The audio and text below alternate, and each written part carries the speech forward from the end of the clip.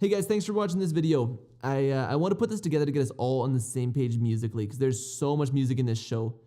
And when I'm talking about octaves and harmonies, I want to make sure that we're speaking the same language. So the first thing I want to talk about is there's only 7 natural notes in music. And I'll get into what exactly that means in a second. But I think a lot of people, when they think about music, if they don't understand music, they think that there's all these hundreds of notes out there that the good singers can hit. That there's this catalog of notes that you need to learn them all. And in reality, there's only 7 natural notes. So I'm going to play them here.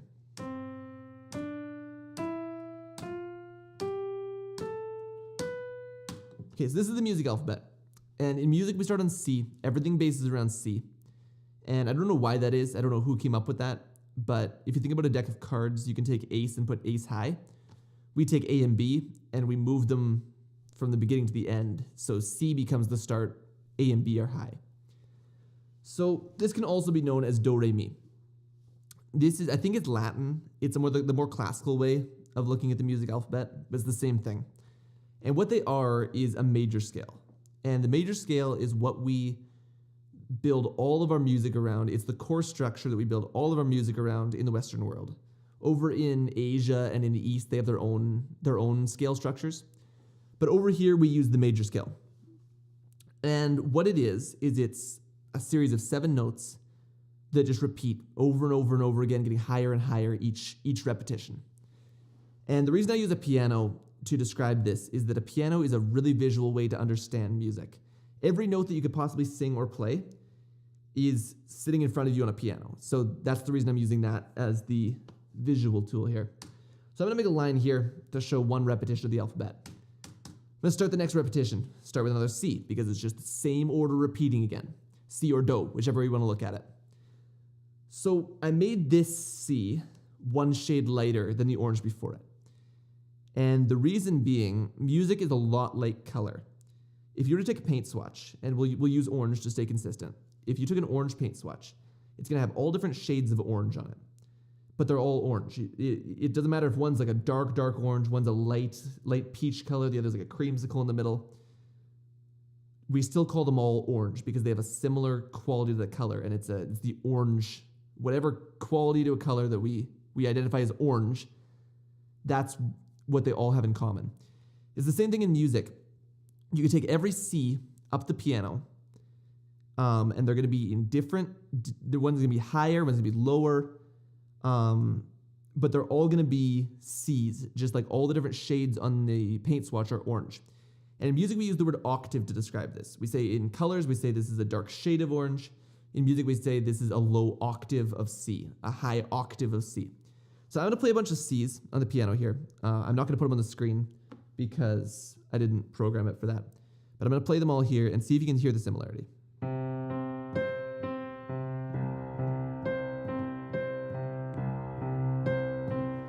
If I played a few notes now that aren't C, here if you can hear the difference. You can hear those don't fit together, right? So I'm going to play the Cs again.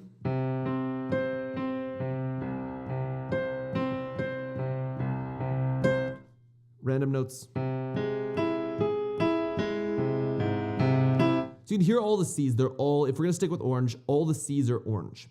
And you can hear that. They're different shades. Some are darker, some are lighter. In music terminology, some are lower, some are higher. But they're all C. If I played a bunch of Fs, you'd have the same situation.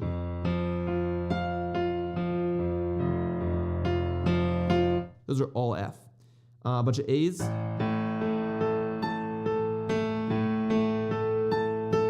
You can hear those all have a similar quality as opposed to something like this, where those don't fit. So now that we've got that concept of the light and the dark, or the different shades, different octaves, I'm going to fill in the rest of this piano. So I should play those as I do them. Yeah, I just played up to B. So it's just 1 repetition, same set again. It's just one octave higher. So I made the colors 1 shade lighter. Same thing again. Fill these in, even lighter again. These in. This could just continue up into infinity. So we have the low, the middle, the high, higher. We go higher and higher and higher and higher. And I'll play these so you can hear them. So here's the low one. Middle. High. And there's the last three notes. So you can hear, each time I play a set, you can hear it's just the same set. It's just that little bit higher, 1 octave higher. So this corresponds to our voices. And that's where octaves come super handy, because some people have really deep voices, some people have really high voices. And with octaves, it doesn't matter what your voice type is, you can all sing the same note. So if I'm arranging a big group of you like we do in the play, and we have some low voice singers and some high voice singers, and say the note that you're supposed to sing in the song is D, E, F, then we can have the high voice singer sing that light blue D, light yellow E, light green F, and then the low voice singer could just sing the same 3 way down low in the deep colors. It'll sound like this.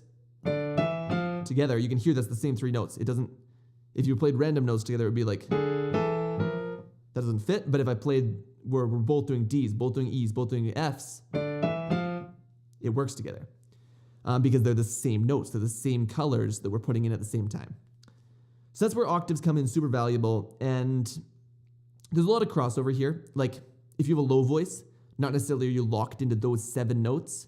If you have a high voice, not necessarily are you locked into those 7 notes. There's a lot of crossover. For me personally, I can hit the low and middle. And then in my upper head voice register, which I'm not going to get into registers today. We'll talk about that in person, but then I can get up into the high area with that. So yeah, we'll save that for in person, try to shorten this video. So the next thing I want to talk about here is the black keys. Because the black keys serve 2 purposes. The first purpose is they're a place marker. You can see they go in patterns of 2 black keys, 3 black keys, 3 black keys, or 2, 3, 2, 3, 2, 3. And between every set of 2 is a D. On the left of every set of 3 is an F. So they work as a place marker so that when you look at the piano, you can see, you can really visually see that pattern just repeats over and over again. But their main purpose, because they make noise. So their main purpose is they are a note that sits in between 2 notes. So if you look at that first one on the far left, right between C and D, you can visually see that it is between them. And pitch-wise, it's between them too. I'm going to put an arrow so you can, it's right at that one. So this is a C, D, and that is the note in between them. C, and here's just that little step between them. So we have 2 words to describe this in music. We have sharp and we have flat. So sharp means higher, flat means lower. So this note, we call it C sharp. That hashtag is a sharp sign. So we call this C sharp because it is higher than C, but not enough to make it a D yet. We can also call this D flat because it is lower than D, but not enough to make it a C yet. So this is either C sharp or D flat. It's the same note, so we can call it by either name. They're completely interchangeable. Usually if there's a C already in the song, we'll call this D flat so that we don't get confused over having 2 C's to deal with. But either name is interchangeable. It's just whether you want to look at it as being the note that's higher than C or lower than D. So we can do the same thing right here as D sharp or E flat. And that lowercase b I'm using there, it's the closest thing I could get to a flat sign. A flat sign kind of looks like a lowercase b, but it's just more angular. But that's what these are. So that's what the black keys, they're sharps and flats. The names are interchangeable.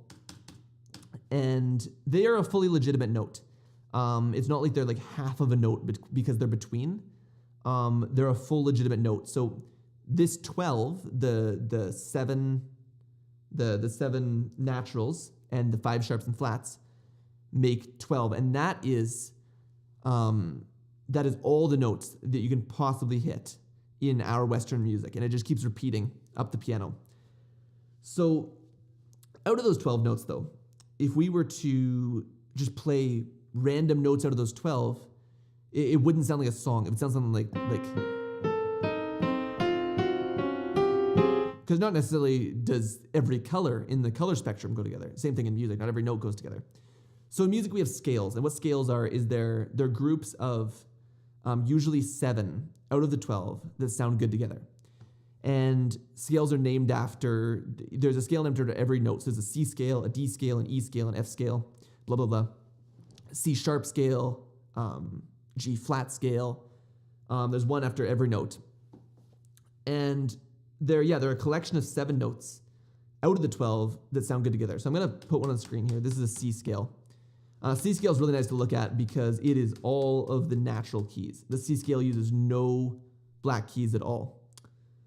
So what a scale does is when we're playing a song, and actually when the song was written in the first place, every note that every instrument or every singer plays in the song is chosen out of these 7, and it's just in whatever octave. A flute might be up in the high, a bass guitar would be down in the low, but it's those 7 notes that every single note that every instrument or singer is playing comes out of those 7. So, and that way we know they're all going to sound good together because it's a formula that these 7 sound good together. I'm going to play it so you can hear it. This is C scale. And we add in the octave. We add the next C up because then that does what's called resolving, where you can hear it sounds like it finishes. That was backwards. It resolves and it reaches the ending point. So yeah, when I play these scales, I'm going to show you another scale.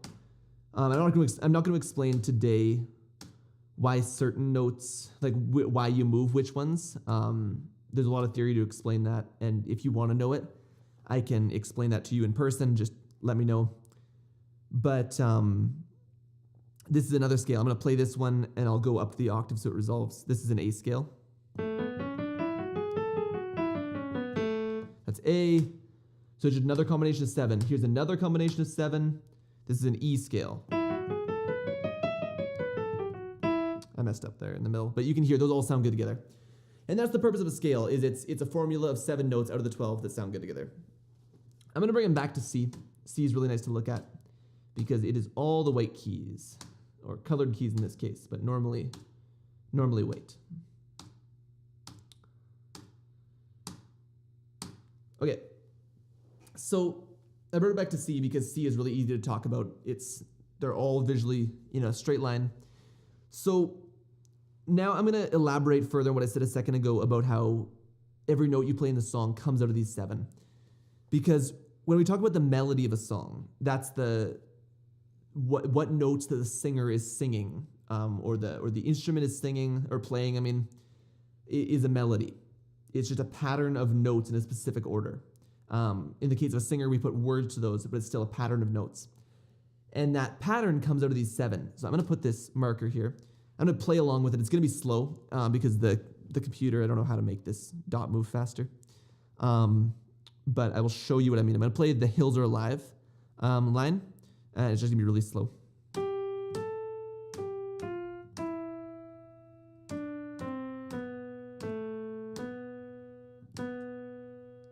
Okay, I'm going to play that a little bit faster so you can hear it without the dot moving.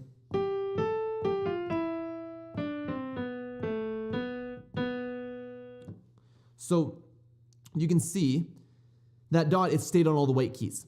So all the notes in that song, and if I could play the entire song, they would all stay on the white the whole time. They might occasionally move out, but it's by design. It creates an effect, and there's a lot of theory behind that too. But if we were to just go out by accident like this and hit just a random note that's out of those 7, it would sound like this. I'm going to play it again, and I'm going to end on that note and show you what it sounds like. And this is what it means when you say that you're off key. The scale that a song is built around is called the key of that song. And if we're off key, it means that we are out of that key. So I'm going to play it again. I'm going to end on this wrong note.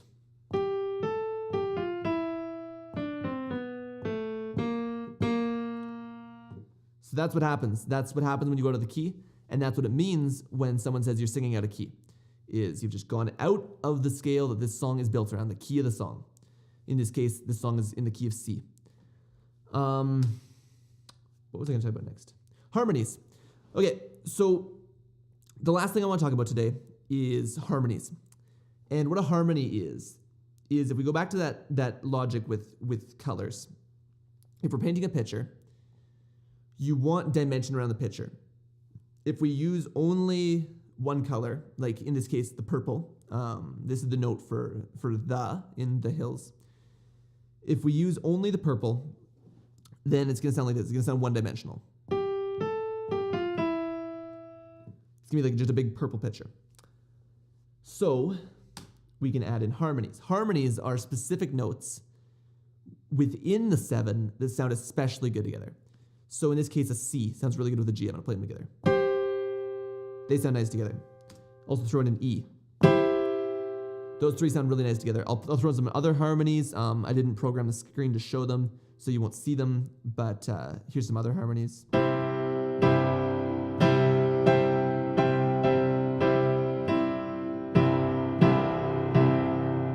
They're all notes within the 7 that just sound really good together. So that's what a harmony is. Now, that's great if you're just going to be holding one note. If we're just going to be holding the forever, you can just sing those 3 notes. Sounds nice and full. But a melody moves, as I showed a few minutes ago. So one type of harmony, let's take the E for example, is just going to mirror the G's movement 2 notes lower. So the G is going to sound like this. It's going to be G, A, G, F, E. I wish I programmed them to move with me here. But G, A, G, F, E. So that E mirroring it would go E, F, E, D, C. So together they go. And that E on its own though, and this is where harmonies get tricky, that E on its own is not going to sound right because it's different notes. The melody for The Hills Are Alive is G, A, G, F, E. So if I played it starting on E, it would sound like this. The rhythm's the same, bum, bum, bum, bum, bum, but it sounds a little different. It sounds a bit like a different song. Here's the right one. Here's the E. Sounds almost like the end of a song. So that's the tricky part about harmony, because that E, along with the G, creates a fullness. But on its own, it sounds weird. Now, the only person hearing it on its own is the person singing it. So for the audience, it sounds great. But it takes a little bit of practice to get used to singing something that doesn't sound like the song, even though you're singing the same words. That takes a little bit of practice. Even trickier, there's other types of harmonies, like the C, for example, that above the G, that other harmony that I put in. Let's say this one isn't going to move at all. So while the G and the E are doing this mirror pattern of G, A, G, F, E, and the relative one on E, let's say the C is just going to stay in the same spot and just hit C over and over and over again. That's another type of harmony. It just creates another sound in there. It feels especially weird because you feel like a robot almost. You're just singing the same over and over again. But again, it adds to the overall picture. So that's what harmonies are. We're going to do a lot of harmonies in this show. They take some time to get the hang of, but they're my favorite thing in the world to do. They're super fun once you get them. So just practice them. I'll talk about them a lot. Feel free to ask me any questions about it, and we'll get this show sounding really good. So hopefully that makes sense. If that's not clear, talk to me about it. I will explain it clearer. But thank you guys for watching. I think this got a bit long, but I appreciate you guys sticking through it and watching. Hopefully you have a better understanding of what you're doing because of it.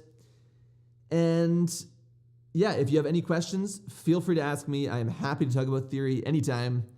And I will see you guys in rehearsal.